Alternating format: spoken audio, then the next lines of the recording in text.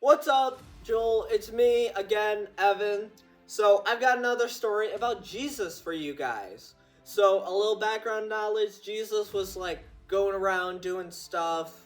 Jesus had just taught at the synagogue, and he was reading from the prophet Isaiah, prophesying about how there will be a Messiah that basically comes and frees them from their bondage.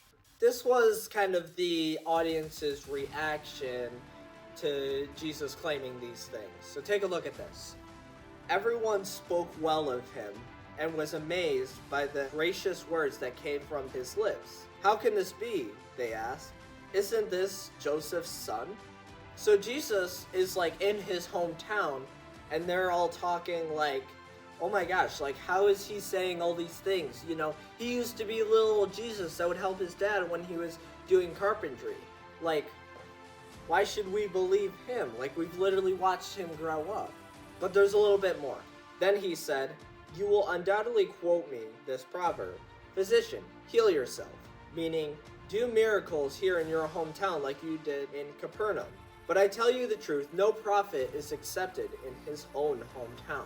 Basically, Jesus was saying, you guys aren't going to believe me. Like, imagine that your neighbor, like the neighbor's kid, you know, the one that's like super weird, he grew up to preach that he was the one Messiah and that he was coming down to basically free you from bondage, and you know, you never have to pay anything again. You know, everything would be free.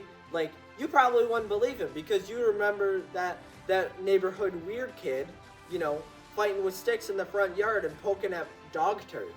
That's basically what Jesus is trying to get at. His childhood home probably wouldn't believe him because they saw him as little baby Jesus. But it goes on. Certainly, there were many needy widows in Israel in Elijah's time, when the heavens were closed for 3.5 years and a severe famine devastated the land. Yet Elijah was not sent to any of them. He was instead sent to a foreigner, a widow of Zarephath in the land of Sidon, and many lepers in Israel in the time of the prophet Elijah. But the only one who healed was Naaman, a Syrian.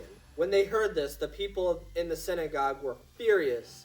Jumping up, they mobbed him and forced him to the edge of the hill where the town was built.